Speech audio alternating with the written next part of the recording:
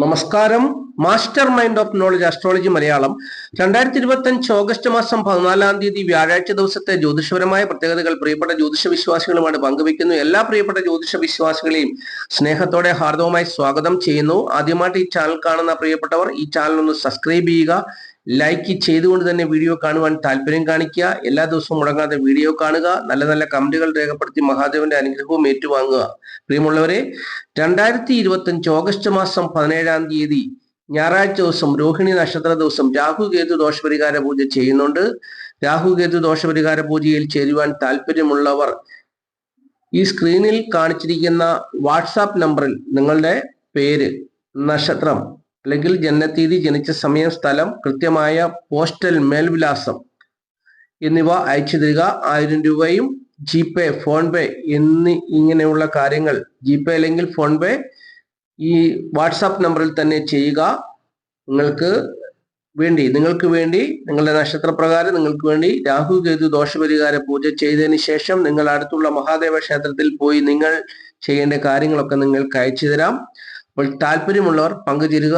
ആന്ധ്രാപ്രദേശിലുള്ള ശ്രീകാളഹസ്തി ക്ഷേത്രത്തിൽ പോയി പൂജ ചെയ്യുവാൻ നിർവാഹമില്ലാത്തവർ തീർച്ചയായിട്ടും ഈ പൂജയിൽ പങ്കുചേരുക.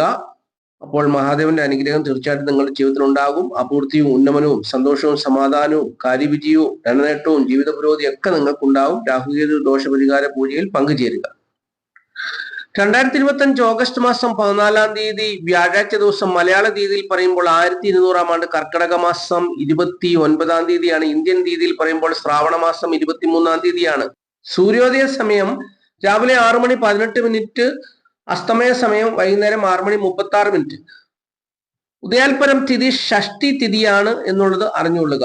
വ്യാഴാഴ്ച ദിവസത്തെ ഉദയാൽപരം നക്ഷത്രം രേവതി നക്ഷത്രമാണ്. രേവതി നക്ഷത്രം വ്യാഴാഴ്ച രാവിലെ 9:07 വരെ ഉണ്ടായിരിക്കുകയുള്ളൂ. പിന്നീട് അശ്വതി നക്ഷത്രമാണെന്നുള്ളതും അറിഞ്ഞുകൊള്ളുക. അപ്പോൾ വ്യാഴാഴ്ച ദിവസത്തെ ഉദയാൽപരം നക്ഷത്രം അശ്വതി നക്ഷത്രമാണ്. അശ്വതി നക്ഷത്രം വ്യാഴാഴ്ച രാവിലെ 9:07 വരെ ഉണ്ടായിരിക്കുകയുള്ളൂ. പിന്നീട് അശ്വതി നക്ഷത്രമാണ് പൂർണ്ണമായിട്ടും വന്നു ചേരുക. അപ്പോൾ വ്യാഴാഴ്ച ദിവസം രാവിലെ 9:07 വരെ രേവതി നക്ഷത്രമാണ്. രേവതി നക്ഷത്ര പ്രകാരമുള്ള അനുകൂലവും പ്രതികൂലവുമായിട്ടുള്ള ജീവിതാനുഭവങ്ങളാണ് 27 നക്ഷത്ര ജാതകർക്കും വന്നു ചേരുക. കഴിഞ്ഞ വീഡിയോയിൽ അത് പറഞ്ഞിരുന്നു, എങ്കിലും ഒന്നുകൂടി പറഞ്ഞു തരാം. രേവതി നക്ഷത്ര പ്രകാരം വ്യാഴാഴ്ച രാവിലെ 9:07 വരെ ഉത്രട്ടാതി, പൂയം, ആയില്യം, ചതയം, തിരുവോണം, തൃക്കേട്ട, മൂലം ഇത്രയും നാളുകാർക്ക് നേട്ടങ്ങൾ പ്രതീക്ഷിക്കാവുന്ന സമയമാണ്.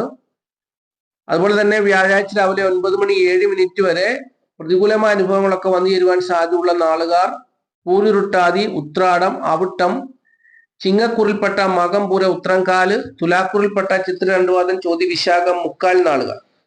അപ്പോൾ ഇത്രയും നാളുകാർക്ക് പ്രതിസന്ധികളും പ്രശ്നങ്ങളും ഒക്കെ വന്നു ചേരുവാൻ വ്യാഴാഴ്ച രാവിലെ 9:07 വരെ സാധ്യതയുണ്ട് എന്നുള്ളത് അറിഞ്ഞുകൊള്ളുക. ബാക്കിയുള്ള നാളുകാരെ സംബന്ധിച്ച് നോക്കുമ്പോൾ സുഖദുഃഖ സമ്മിശ്രമായ ജീവിതാനുഭവങ്ങളായിരിക്കും. രേവതി നക്ഷത്രപ്രകാരം വ്യാഴാഴ്ച രാവിലെ 9:07 വരെ എന്നുള്ളതും അറിഞ്ഞുകൊള്ളുക. വ്യാഴാഴ്ച രാവിലെ 9:07 മുതൽ അശ്വതി നക്ഷത്രം ആരംഭിക്കുകയാണ്. അശ്വതി നക്ഷത്രപ്രകാരം അനുകൂലവും പ്രതികൂലവും സുഖദുഃഖ സമ്മിശ്രവുമായ ജീവിതാനുഭവങ്ങൾ ഏതൊക്കെ നാളുകാർക്കാണ് വന്നു ചേരുക എന്നുള്ളത് പറഞ്ഞുതരാം. അശ്വതി നക്ഷത്രപ്രകാരം വ്യാഴാഴ്ച ദിവസം രാവിലെ 9:07 മുതൽ വെള്ളിയാഴ്ച രാവിലെ 7:37 വരെ രേവതി, ആയില്യം, പൂരുരുട്ടാതി, മകം, അവിട്ടം, മൂലം, പൂരാടം ഇത്രയും നാളുകാർക്ക് നേട്ടങ്ങൾ പ്രതീക്ഷിക്കാം. വ്യാഴാഴ്ച രാവിലെ 9:07 മുതൽ വെള്ളിയാഴ്ച രാവിലെ 7:37 വരെ അശ്വതി നക്ഷത്രമാണ്. ഈ സമയത്ത് ഇരിക്കുന്ന കുട്ടികൾ അശ്വതി നക്ഷത്ര ജാതകരാണ്. ഈ അശ്വതി നക്ഷത്ര പ്രകാരം രേവതി, ആയില്യം, പൂരുരുട്ടാതി, മകം, അവിട്ടം, മൂലം, പൂരാടം ഇത്രയും നാളുകാർക്ക് ജീവിതത്തിൽ നേട്ടങ്ങൾ വന്നു ചേരുന്ന സമയമാണെന്നുള്ളത് അറിഞ്ഞുകൊള്ളുക. വ്യാഴാഴ്ച രാവിലെ 9:07 മുതൽ വെള്ളിയാഴ്ച രാവിലെ 7:37 വരെയുള്ള സമയത്ത് ജീവിതത്തിൽ പ്രതിസന്ധികളും പ്രശ്നങ്ങളും പ്രതികൂലമായ ജീവിതാനുഭവങ്ങളും വന്നു ചേരുവാൻ സാധ്യതയുള്ള നാളുകാർ ഉത്രാടം, തിരുവോണം, ചതയം, ഉത്രട്ടാതി, കന്നിക്കുറിൽപ്പെട്ട ഉത്രമുക്കാൽ, അത്തം, ചിത്തിര, 2 പാദം നാളുകാര്, അതുപോലെ തന്നെ വൃശ്ചികക്കുറിൽപ്പെട്ട വിശാഖം, കാല, അനിഴം, കേട്ട നാളുകാർ അപ്പോൾ ഇത്രയും നാളുകാർക്കൊക്കെ പ്രതിസന്ധികളും പ്രശ്നങ്ങളും വന്നു ചേരുവാൻ സാധ്യതയുണ്ട്, സൂക്ഷിക്കുക. ബാക്കിയുള്ള നാളുകാരെ സംബന്ധിച്ച് നോക്കുമ്പോൾ സുഖദുഃഖ സമ്മിശ്രമായ സാധാരണ ജീവിതാനുഭവം ആയിരിക്കും എന്നുള്ളതും അറിഞ്ഞിരിക്കുക. ഇനിയും ശുഭസമയം പറഞ്ഞുതരാം. വ്യാഴാഴ്ച ദിവസം ശുഭകാര്യങ്ങൾ ചെയ്യാൻ വേണ്ടി ശുഭസമയം പറഞ്ഞുതരാം. വ്യാഴാഴ്ച ദിവസം രാവിലെ 6:18 മുതൽ 9:18 വരെയുള്ള സമയം ശുഭസമയമായിട്ട് ജ്യോതിഷം വേർതിരിച്ച് തന്നിരിക്കുന്നു. പിന്നീട് 10:48 മുതൽ ഉച്ചകഴിഞ്ഞ് 1:48 വരെയും ശുഭസമയമായിട്ട് ജ്യോതിഷം വേർതിരിച്ച് തന്നിട്ടുണ്ട്. 1:48 മുതൽ 3:18 വരെയുള്ള സമയം രാഹുവിന്റെ സമയമാണ്. ഈ സമയത്ത് തുടർച്ചയായിട്ട് ചെയ്തു പോരുന്ന കാര്യങ്ങളൊക്കെ ചെയ്യാം. പുതുതായിട്ടുള്ള കാര്യങ്ങൾക്കൊന്നും ആരംഭം കുറിക്കരുത്. ഇനിയും സംഖ്യാശാസ്ത്രമാണ് പറയുന്നത്. സംഖ്യാശാസ്ത്രം പറയുന്നത് ഇംഗ്ലീഷ് മാസ തീയതി വെച്ചാണ്. തീയതി 14 ഒറ്റസംഖ്യയാക്കുമ്പോൾ 5 വരും. ആയതിനാൽ ഏതൊരു മാസത്തെയും 5, 14, 23 എന്നീ തീയതികളിൽ ജനിച്ചവർക്ക് പ്രതികൂലമായ അനുഭവങ്ങൾ വന്നു ചേരുവാൻ സാധ്യതയുള്ള ദിവസമാണ്.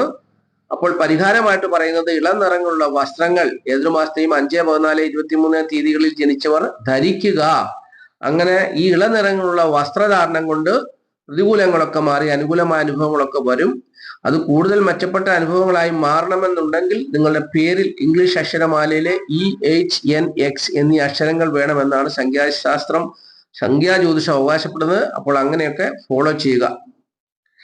ഇനിയും വ്യാഴാഴ്ച രാവിലെ 9:07 മുതൽ വെള്ളിയാഴ്ച രാവിലെ 7:37 വരെയുള്ള സമയത്ത് ധനപരമായിട്ടുള്ള നേട്ടം ഏതൊക്കെ നാളുകാരുടെ ജീവിതത്തിലാണ് അശ്വതി നക്ഷത്ര പ്രകാരം വന്നു ചേരുക എന്നുള്ളത് പറയാൻ പോകുന്നു.